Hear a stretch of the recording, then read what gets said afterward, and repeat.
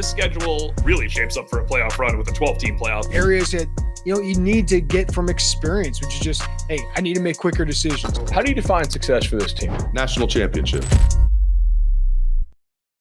What's going on, y'all? Bud Elliott here of the Cover 3 College Ball Podcast, and this is my summer school series today. We're talking Kentucky. That means I had the cat's paws. I'm going to bring on Aaron Gershon. Aaron, what's going on, dude? Hey, nothing much. Always enjoy this every year, and happy to be back. Absolutely. So, unfortunately, last year, some of the fears that we had in recording ended up coming through. A bit of a frustrating 2024 for Kentucky, and they failed to make a bowl. What's the general kind of tone around this program now?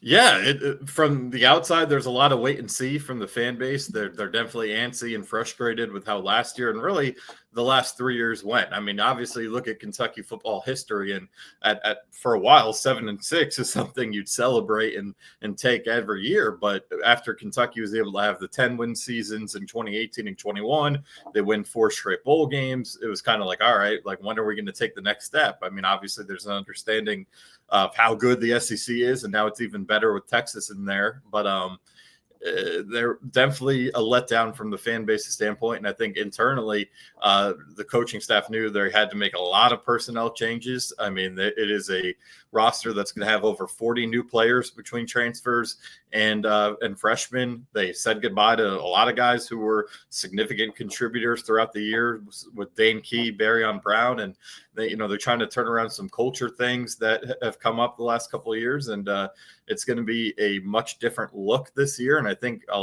kind of the vibe around Lexington, at least, is we'll see. We'll see what we got when they hit the grass at the end of August. That's a fair statement. So one thing that we will see is Bush Hampton is back as offensive coordinator now for the second year.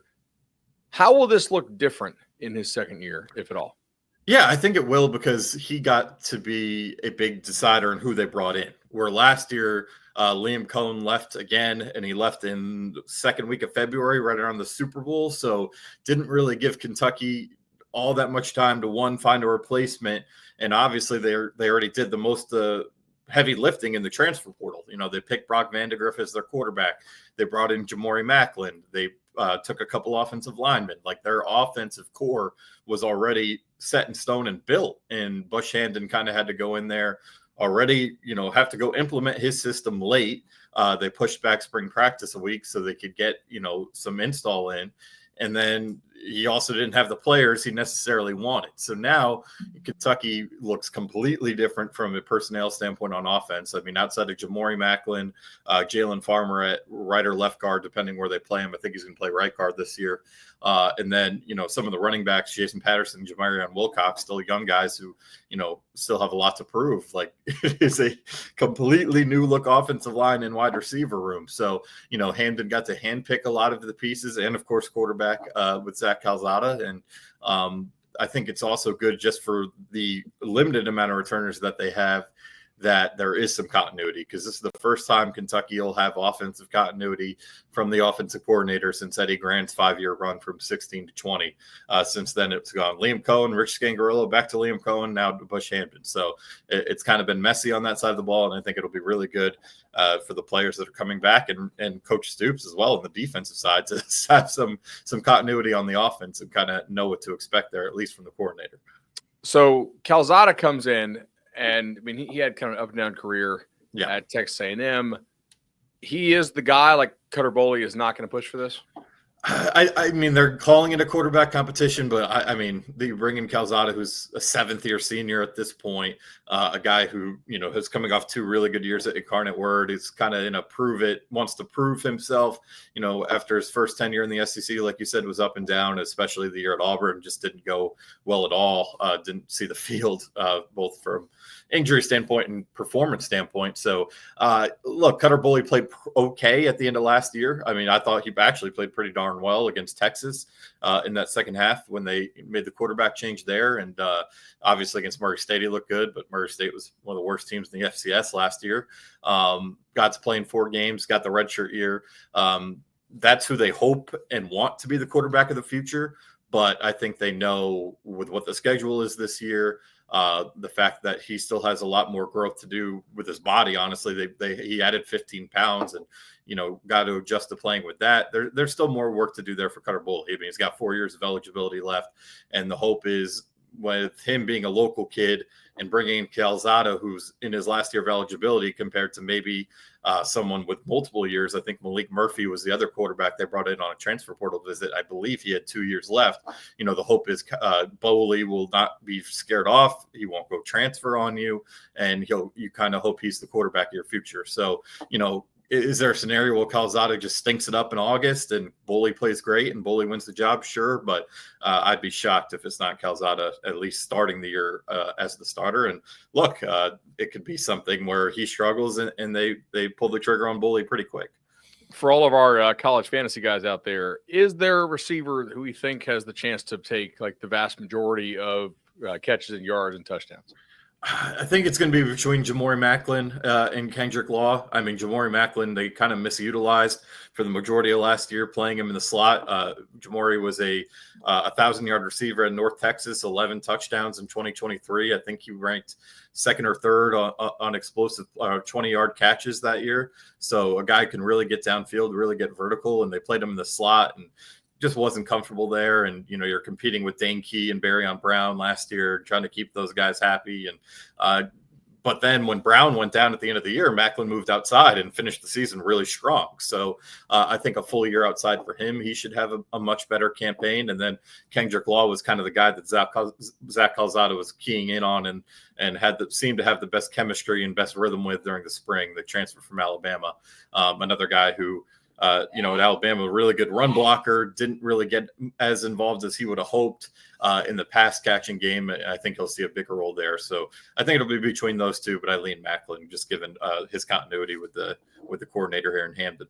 Running back wise, we feel good about the room. Is one guy going to dominate? Yeah, it's going to be interesting. That usually they'll say it's committee and then it's not. That's kind of how it is at Kentucky. Usually someone establishes themselves. I mean, last year, Jamarian Wilcox, as a redshirt freshman, did some really good things. I mean, averaged 6.4 yards per carry. It was just kind of stuff maturing off the field and learning the playbook that kept him from really being the bell cow. And, they bring in Dante Dowell, who really good short yardage back, but doesn't offer much more than that. I think that was an area Kentucky really struggled. 4th and 1, 3rd and 1, 3rd and goal, 4th and goal. Like they just could not punch it in. So I think he'll probably be your touchdown guy, but it's going to be interesting between Wilcox and then they bring in Seth McGowan, a guy who was a blue chipper at Oklahoma, got into some legal trouble, worked his way back to D1 last year at New Mexico State, was a second team all conference out there.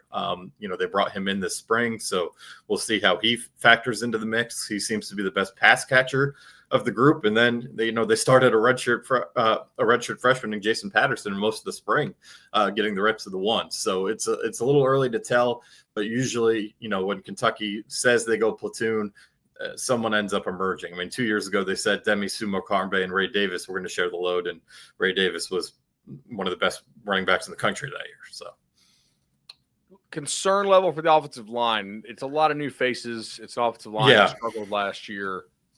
We think it's pretty reasonable they're going to improve.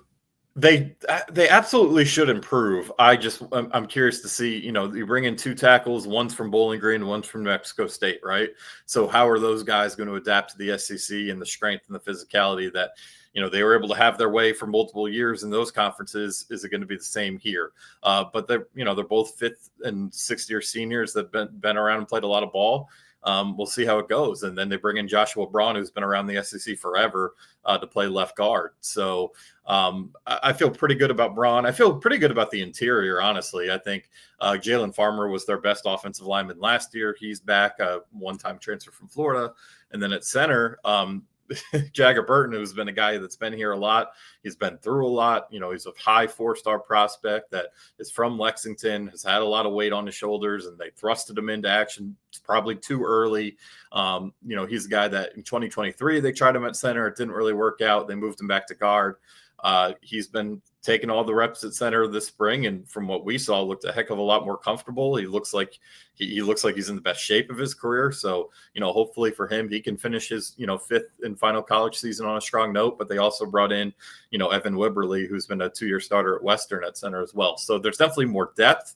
There's definitely better potential. I don't think it's going to be a nightmare like it was last year, but I'd love to see those two tackles, I want to see what those two tackles can do in the SEC, because it's a much different league than the MAC and CUSA. Absolutely. All right, Aaron, let's hit a break. On the flip side, we'll come back. We'll talk a little Kentucky defense. When you need your sports news all the time, we've got breaking news to bring to you. CBS Sports HQ gives you a snapshot of all the sports that matter to you. When you need your sports in a snap, find it on CBS Sports HQ, streaming free anywhere you are. All right, y'all, welcome back in here to the Cover 3 College Ball Podcast. This is Summer School. This is Kentucky edition. That is Aaron Gershon of Cat's Paws. Let's talk Kentucky defense. So, they tried last year to kind of just hold up this offense, but just couldn't get anything done. Played pretty well for most of the year. Like, it was a salty defense, gave Georgia a little run, actually a pretty big run.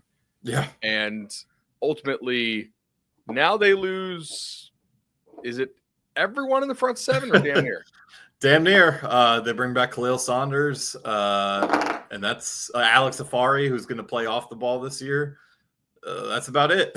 You say goodbye to Deion Walker, and I think last year you nailed it. One, it was a combination of the offense was so bad. They had the weight of the world on their shoulders, and they just would break down toward the end of games. Obviously they held up early in the year with the Georgia game. They were great the whole game. They lose it, but that game's on the offense, and then they beat Ole Miss, who had the number 1 offense in the SEC last year. But then they started to have some second half collapses. Florida was just a game they were awful from start to finish. Texas, they held their own for a while, and then they kind of ran out of gas. Same with Auburn, where Hunter ran just all over them in the second half. So, and there were a lot of injuries. Deion Walker was playing with a stress fracture in his back last year. That's why you saw him slip to the 4th round of the NFL draft when he was a projected first rounder. Max Harrison only played 6 games with a shoulder infection. They were just, between injuries and having to hold the weight of the offense, they were a mess. But yeah, front seven, it's a much, much different look than we're used to, have come accustomed to, because they had the same core in place for quite a while. Which spots are we most confident can continue to play at that level that we've come accustomed to Kentucky playing? I think the safeties are. It's a pretty good room there. Jordan Lovett and Ty Bryant have been around and played a lot of ball. Lovett's been a really good ball hawking safety for 3 years now. He's led the team in interceptions at least 2 of the last 3 years. So I feel pretty good about those 2 guys. They have a lot of reps under their belt. They also have a talented redshirt freshman, or I guess he's a sophomore because of special teams, and Cam Dooley, who I think is going to surprise a lot of people, kind of that Mark Stoops type DB with a lot of length and speed that they kind of have needed to get back to there. So I feel good about those, that room. I still feel pretty good about I actually think the outside linebacker room specifically has gotten a lot better. Obviously you lose JJ Weaver, who's been around here for a while, didn't quite become that blue chip prospect you kind of hoped he was when you signed him, or live up to that rather. But, still a guy who's pretty productive throughout his college career. But I think, the guys behind him last year, and Noah Matthews, who's now at Delaware, and then Tyrese Fairbury at Wisconsin, just gave you almost nothing. So you bring in Cam Olds from Kent State. He's a guy who was excellent on a really bad Kent State team. He actually had one of his best games of the year at Penn State. So that's a really good sign. Had a pick and a sack, I believe, in that game early in those games against Drew Aller.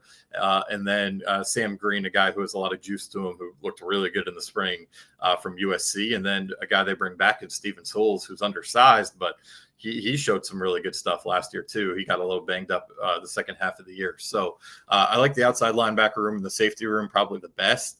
And I think the defensive line, I think what they did adding David Gusta, who's a guy that I believe was top 30 in the transfer portal overall from Washington State. I think he has a chance to be a really good player for him. Definitely, he's going to be playing the same position at Deion Walker, and he's 4 inches shorter and a lot lighter on his feet, but maybe the more finesse and speed to him than Walker had. So Gusta's a guy that looked really good in the spring too. Coaching staff's really high on. And nice. Kentucky's had some depth there. So those are probably the 3 areas I feel the best about. This year's team beats last year's team, right? On paper, no question. Yeah, there's no doubt. That's kind of what I'm feeling as well. Just from looking at my numbers early on. What is a success for this year's team? With this, I mean, this schedule is it's crazy. This is not easy.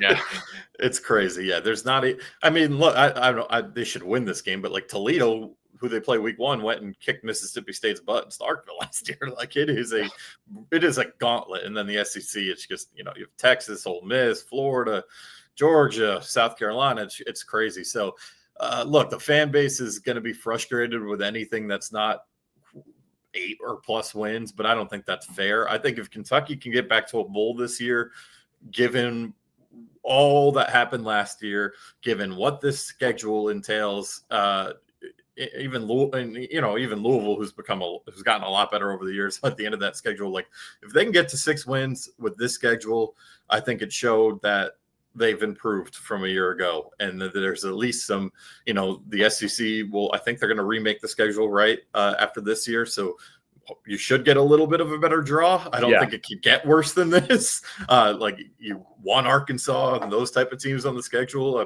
Mississippi State, if they shake up the schedule a little bit, Oklahoma instead of Texas, like you should get a more favorable draw for 26, 27, or however they go about doing it the next couple of years. So if they're able to get to a bowl with with the roster they have in place, which is better than last year, but still not great, definitely bottom 4th of the league in talent in the SEC. I consider that a win objectively. I know the fan base might not, but I just don't know how you look at the schedule, look at how bad Kentucky was last year, and then you have you have half of a new roster. And if you're able to get to a bowl, which would mean you're beating at least 2 pretty good teams, I'd take it. But I think the fan base wants more, but you got to be realistic. And I'll tell you what, I'm curious to see what the future of this program is beyond this year, because Mark Stoops he's been here a long time, and once you're here as long as he has, and you're on watch pretty much every offseason. So we'll see what it means regardless. They only have 1 player lined up for their 26th recruiting class. Like there's some tea leaf things that make me think, could this be the last run for Mark Stoops? I don't know. We'll see.